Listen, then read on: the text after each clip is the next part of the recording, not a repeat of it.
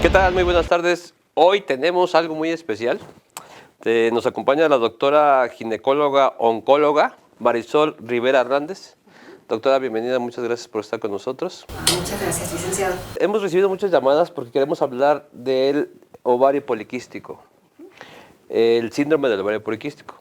Iniciemos. ¿Qué es el síndrome del ovario poliquístico? Pues antes que todo, muchas gracias por la invitación. Me da gusto estar aquí y pues poder compartir con todos ustedes y bueno, y con su audiencia pues este tema tan importante. Sí, bueno, el síndrome de ovario poliquístico pues es una enfermedad multifactorial, es un trastorno endocrino metabólico, ¿sí? Que es muy frecuente en las mujeres en edad fértil. ¿Sí? Habitualmente lo llegamos a encontrar en chicas entre de las 18 hasta los 35-40 años. ¿Sí? La primera vez que se reportó fue en 1935 con Stein y Leventhal, y aquí lo que ellos hacían era hacer una asociación entre la oligoanovulación, el hirsutismo, ¿sí? Y los ovarios poliquísticos. ¿Sí? Eso es prácticamente en lo que consiste un síndrome de ovario poliquístico. Actualmente ya se han hecho como muchas clasificaciones y lo que se considera ya no es únicamente el hirsutismo, ya hay datos de un hiperandrogenismo, oligoanovulación y una morfología a nivel de los ovarios con múltiples quistes de entre más o menos entre unos 2 y 9 milímetros. ¿Sí? Entonces prácticamente en lo que consiste un síndrome de ovario poliquístico. Doctora, ¿este síndrome es una causa o consecuencia de algo? Mire, este tipo de síndromes tiene una causa o un origen multifactorial. En realidad se han hecho como muchos estudios y no se ha podido determinar una causa única. Se ha visto que existen como algunas alteraciones a nivel hormonal que llegan a ocasionar este síndrome. Tenemos, por ejemplo, alteraciones en el eje hipotálamo hipófisis ovario, ¿sí? ¿Qué es lo que hay? Aquí hay un incremento de una hormona que se llama LH. ¿Sí? Esta hormona, para que más o menos entendamos, haga cuenta, se generan los estrógenos, empieza a madurar el ovario, ¿sí? Necesitamos un pico de LH, del pico de la hormona que le estoy hablando que hay un exceso, ¿sí? Para que se libere ese pico de hormona, ¿sí? Y se libera pues el ovocito.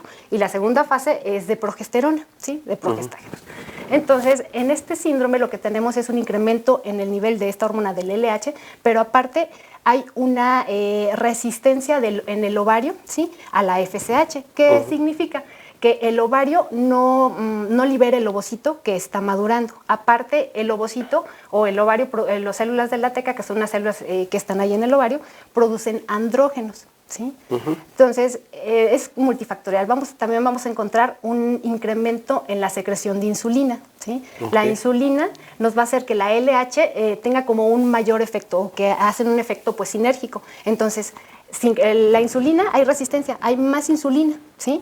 Entonces eso estimula, hace que el efecto de la LH sea mayor y en las células del ovario lo que se va a producir es mayor cantidad de andrógenos.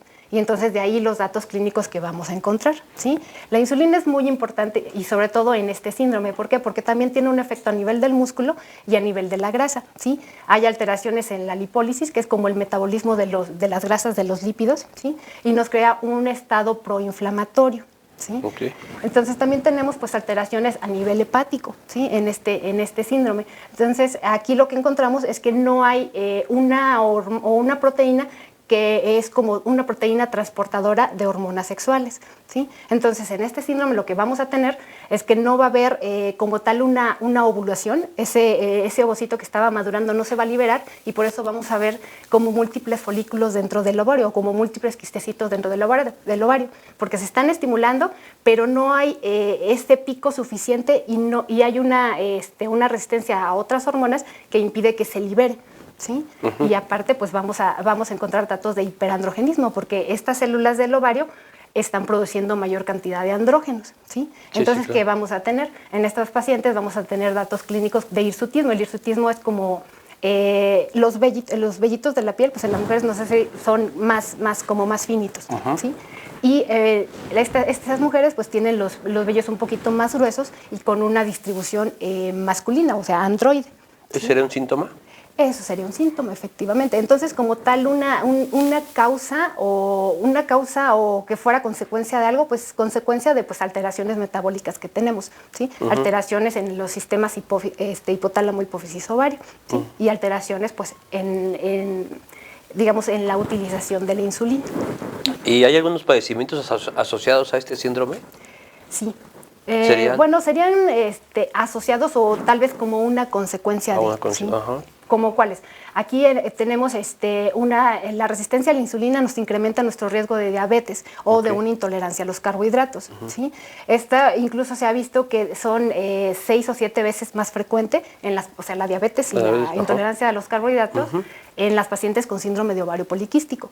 ¿Qué otra cosa vamos a encontrar? Un síndrome metabólico, ¿sí? Alteraciones también, alteraciones hepáticas. Podemos tener una disfunción hepática o una esteatosis, ¿sí? O incluso, bueno, es muy poco frecuente, pero sí puede llegar a darse un hepatocarcinoma.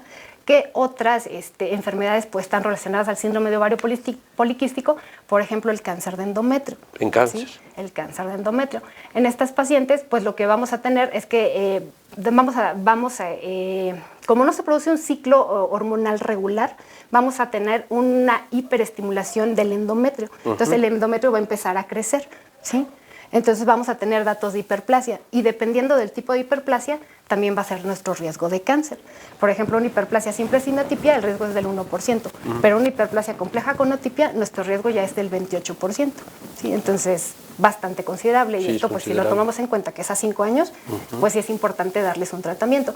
Aparte, estas pacientes con síndrome de ovario poliquístico también pueden tener alteraciones cardiovasculares o son más propensas a presentar hipertensión. Entonces, es por eso muy importante, pues ayudarlas en primera a que sus ciclos sean más regulares o que sus ciclos sean de forma regular para que no tengamos todas estas alteraciones sistémicas, porque no nada más es de no arreglo y ¿no? Sino toda la consecuencia que tiene. O incluso alguna de las otras cosas que tienen estas pacientes pues son infertilidad. ¿Sí? Les cuesta trabajo llegar a embarazarse. ¿Sí? Ya cuando se embarazan, pues en realidad no hay tanto problema, no se incrementa su riesgo de abortos o de partos prematuros, pero sí tienen más incrementado el riesgo de preeclampsia. La preeclampsia es la presión alta durante el embarazo, la diabetes gestacional y que los productos lleguen a ser, o los bebés lleguen a ser macrosómicos, que lleguen a tener un peso mayor al esperado. Caray, sí está difícil, ¿verdad? Porque hay que checarse, ¿verdad? Lo que pasa es que es bastante complejo y involucra muchas cosas. O sea, así como le decía, no es nada más de, pues no arreglo. Uno dice, pues no arreglo, qué bueno. O arreglo poco y no me importa. O de vez en cuando arreglo, porque eso pasa, ¿verdad? Eso pasa, efectivamente. Estas pacientes, dentro de los síntomas, efectivamente, la oligoanovulación significa que sus ciclos no son cada 28 o 30 días. Estas pacientes llegan a tener ciclos más de 35, incluso cada 45. Para considerar una oligoanovulación, algunos autores refieren que son 10 ciclos en todo el año o 10 menstruaciones en todo el año, pero hay algunos que son un poquito más estrictos y nos dicen que son 8 ciclos o menos para considerar una oligoanovulación, que sería uno de los síntomas. Ok, y en los criterios de este diagnóstico, ¿cuáles serían? Se han modificado bastante. Los que anteriormente se utilizaban eran los de Rotterdam, del 2003. Pero ahorita, de acuerdo a los nuevos que se generaron en el 2012, pues los criterios diagnósticos son los datos de hiperandrogenismo, anovulación y la morfología de ovario poliquístico. Esos son prácticamente nuestros criterios diagnósticos. Ahí, pues, ¿cómo los vamos a buscar? Pues, por ejemplo, la morfología de ovario poliquístico, pues con un ultrasonido, ¿sí? Ahí vamos a ver que pedimos habitualmente un ultrasonido transvaginal, que es lo más adecuado para ver adecuadamente la morfología y que el volumen de nuestro ovario tenga, o sea, de 10 centímetros cúbicos o mayor. O los múltiples folículos que vamos a encontrar en ellos, que sean por lo menos 18.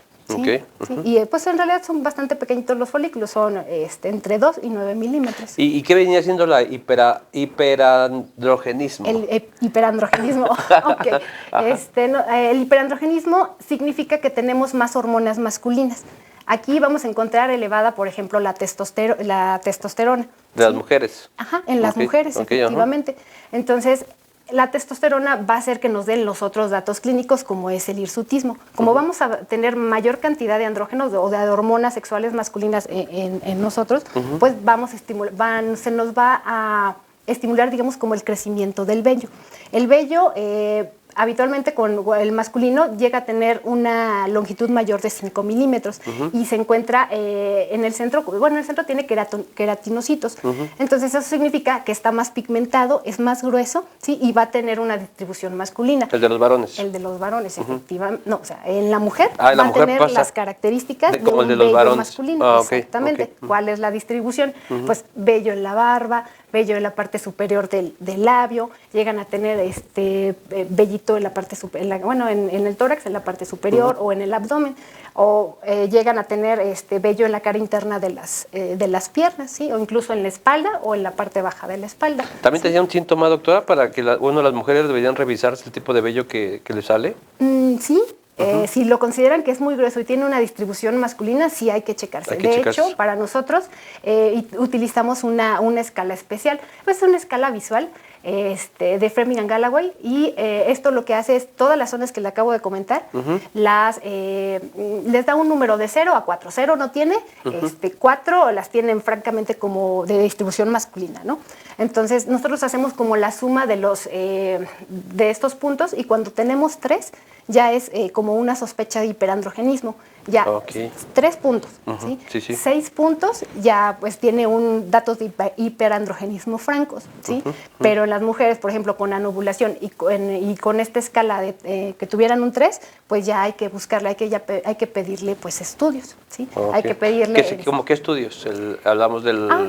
precisamente la testosterona, la dehidroepiandrostenediona, y pues prácticamente, testosterona libre y testosterona total. Esos serían como los más importantes para ver pues los datos de hiperandrogenismo. Ok. Y hablemos de estadísticas, doctora. ¿Cómo andamos en las estadísticas? Híjole, es muy, muy, muy frecuente. A nivel internacional, pues en realidad se estima que algunas estadísticas son que dicen que es el 5% de las mujeres y otros dicen que incluso hasta el 20%, dependiendo qué criterios tome para síndrome de ovario poliquístico, porque hay varias, pues hay como varias escuelas, entonces no todos son tan estrictos. Pero aquí en México estamos hablando de un 6%. 6%. De las mujeres en edad fértil son 6%. ¿Qué hablaríamos en números? Híjoles, es que sí es bastante difícil. Sí, ¿verdad? ¿Cuántas mujeres somos en el país? Pónganle la mitad, 125 millones de mexicanos. No, sí es muy difícil, No, sí, ¿verdad? Es bastante complicado, pero sí es muy frecuente. Es una de las principales causas de consulta. Sí, es muy frecuente pues verlas en realidad. ¿Y la obesidad tiene alguna relación con este síndrome de ovario poliquístico? Sí.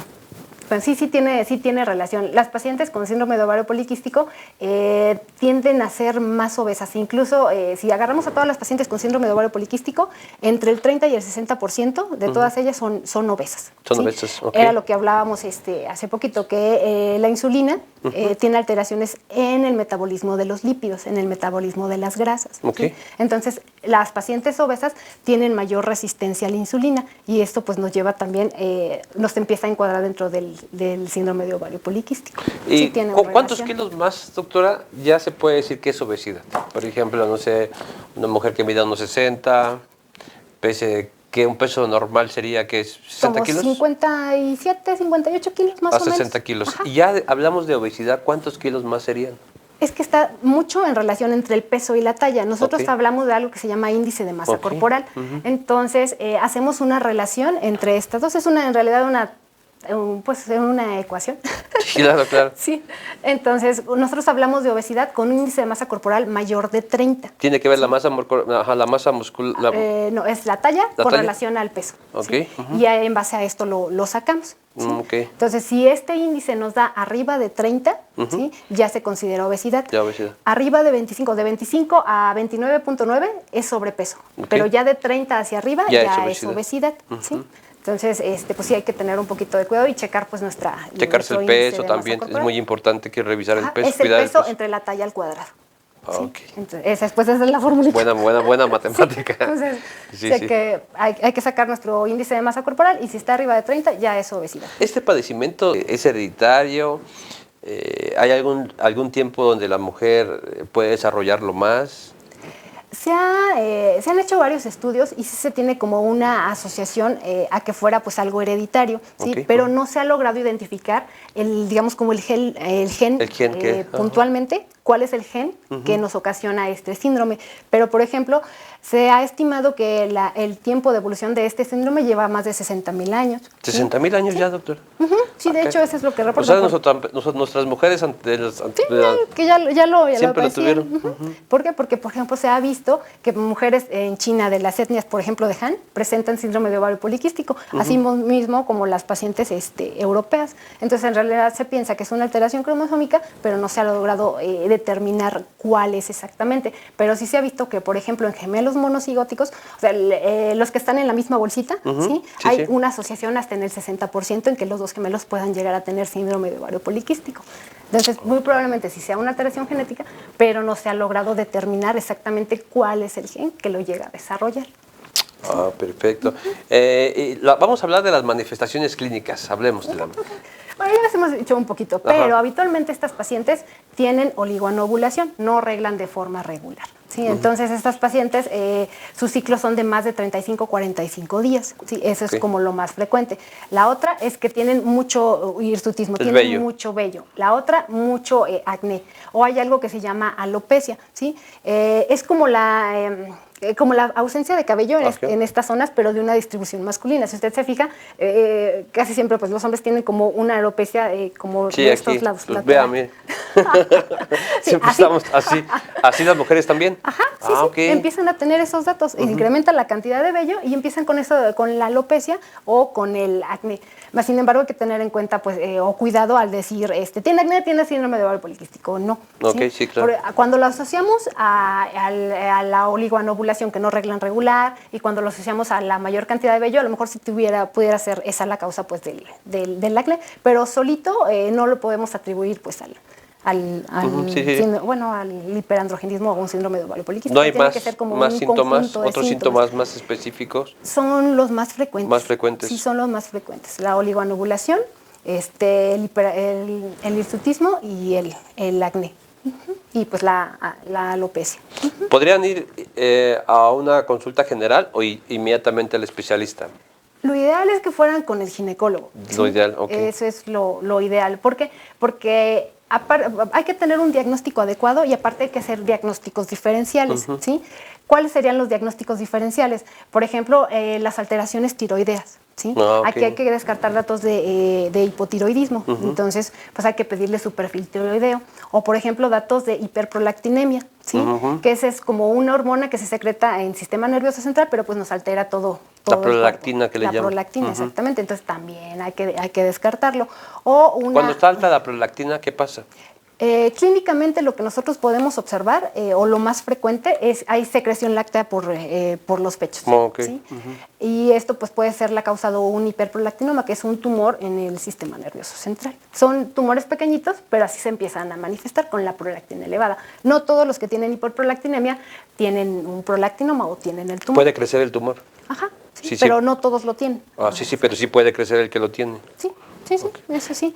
Y también hay que hacer diagnóstico diferencial con una hiperplasia suprarrenal no típica, pues. Entonces, pues lo más conveniente para que hagan este diagnóstico diferencial, pues sí, ya sería ir con el ginecólogo, pues sería como lo más adecuado. Entonces, ¿este síndrome sí está asociado con la tiroides? No. No hay ninguna asociación. No está asociado como tal con la tiroides, hay que hacerle diagnóstico diferencial. Pero no está asociado, ¿verdad? ¿Los quistes o ováricos pueden ser eliminados en este proceso o cómo los eliminan? En realidad, el tratamiento no está como tal enfocado a quitar los quistes. Sí, en realidad yo creo que es como pasa como a segundo término. Lo que tenemos que ver mucho pues es como toda el área pues metabólica, porque finalmente con cada ciclo hormonal se van a empezar a estimular ovocitos, entonces va a ser frecuente que nosotros veamos múltiples folículas si tomamos un ultrasonido en diferentes etapas del ciclo menstrual. En realidad pues no está enfocado a eso, el tratamiento prácticamente está enfocado a disminuir el efecto del hiperandrogenismo, a proteger el endometrio, que no haya un estímulo o el riesgo de un cáncer de endometrio, que los ciclos sean regulares, ¿sí? Y compensar el estado metabólico que tenemos, ¿sí? Y en las pacientes que desean un embarazo, pues lograr su fertilidad. En realidad, los quistecitos que están ahí, pues vamos a seguirlos, digamos, como tal observando. En realidad el tratamiento pues no se enfoca a quitarlos como tal. Pero ¿hay tratamientos no farmacológicos o sí hay? Tratamientos no farmacológicos no son tan efectivos, pero por ejemplo el tratamiento no farmacológico para disminuir la resistencia a la insulina, para disminuir la obesidad, pues sería la dieta. Pura ¿no? dieta. Dieta y ejercicio. Dieta ¿sí? y ejercicio. Ajá, exactamente. Entonces, pues esto sí nos ayuda pues a disminuir pues la resistencia que tenemos a la insulina. ¿sí? Okay. Muy poco, de forma muy leve, pues el hiperandrogenismo, pero en realidad pues es mínimo. Sí requieren tratamiento médico. Dieta y ejercicio. Ajá, se recomienda bajar de peso. De las dietas no hay en realidad como un consenso de que si la cetogénica o la dieta de la luna, cosas de esas, pero lo que sí se ha visto es que las dietas con una disminución de la cantidad de los azúcares simples y los carbohidratos se ha tenido beneficio, eso sí. Eso sí. Sí. Y este síndrome puede provocar algunas otras enfermedades. Pues, a lo que comentábamos, hipertensión, ¿sí? Alteraciones, un síndrome metabólico, diabetes, insuficiencia hepática, una esteatosis hepática o pues, a largo plazo problemas oncológicos como un cáncer de endometrio. ¿Sí? Un cáncer también, ¿verdad? Sí, y ese sí es muy peligroso, doctora. Sí, efectivamente, sí. Hay que tener cuidado y sobre todo porque se puede prevenir, ¿no? Yo creo que eso es como lo importante. Pero a ver, le voy a preguntar, la última pregunta porque ya estamos en nuestra recta final, doctora. Yo he escuchado muchas veces mujeres que los mismos médicos les recomiendan embarazarse. ¿Es verdad esto? ¿Eso sí es cierto? Para el ovario poliquístico, no. Ni para otro, no sé, otra enfermedad, regular o estabilizar las hormonas y eso tampoco. Bueno, por ejemplo, la endometriosis. La endometriosis es una enfermedad en la cual, por ejemplo, tenemos el útero, ¿no? Y adentro, donde se implanta el ovocito, ese se llama endometrio. Entonces, ese endometrio se llega a implantar fuera del útero. Entonces, lo tenemos regado en la cavidad, ¿sí? Y ese es dependiente de hormonas. Entonces, con cada ciclo se empieza a estimular estas celulitas que están acá afuera y empiezan a sangrar. ¿sí? Entonces, cuando nosotros tenemos un embarazo, digamos que esos ciclos hormonales los ponemos como en reposo, ¿sí? Entonces, estas celulitas que están acá afuera, ¿sí? No tienen ese estímulo hormonal, ¿sí? Entonces ahí sí llegan a disminuir y si con el embarazo pues llega a mejorar la endometriosis. Sí, exactamente. Sí, no es obligatorio que se embaracen, o sea, hay tratamiento médico. Okay. Y la última pregunta que me llegó a la mente, ¿las mujeres con ovario poliquístico se pueden embarazar? Sí, hay veces que les cuesta un poquito más de trabajo si tienen datos pues de infertilidad.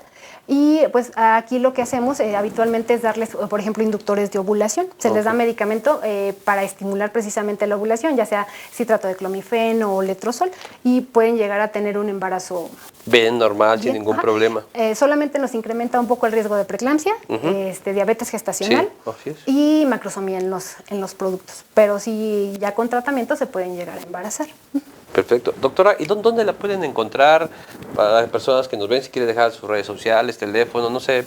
Bueno, estamos ubicados en la Clínica San Miguel y estamos en el primer piso, el primer consultorio. Y pues tenemos nuestra página de Facebook. Adelante. Que es doctora Marisol Rivera, ginecóloga. Cualquier cosa, cualquier duda, pues nos pueden escribir por ahí. Pues ya saben dónde pueden encontrar a la doctora. De nuevo, su face, por favor. Sí, es doctora Marisol Rivera. Bueno, está DRA. Marisol Rivera. Ajá. Marisol Rivera, ginecóloga. Muy bien, doctora, pues yo quiero agradecerle mucho. La voy a volver a invitar porque hay muchos temas que tenemos que platicar de esto. Claro que sí, con Espero mucho que gusto. sí nos acompañe. Claro que sí. Le agradecemos mucho, doctora, muchas gracias. No, y gracias. seguimos en contacto. Muy Hasta bien. la próxima. Hasta luego.